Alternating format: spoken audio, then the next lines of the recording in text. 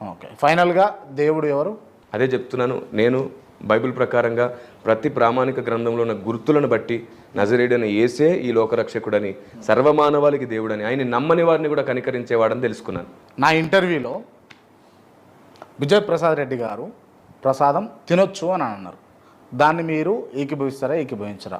As a పాస్టర్గా, తోటి పాస్టర్గా. అలాగే ఏకీభవించడం, వ్యతిరేకించడం అనే వర్డ్ పక్కన పెడితే వివరణ ఇస్తాను. ఏమిటంటే ఆయన తినొచ్చు అనేది ఆయన విశ్వాసానికి సంబంధించిందే అయితే ఆయన మాత్రమే తినాలి.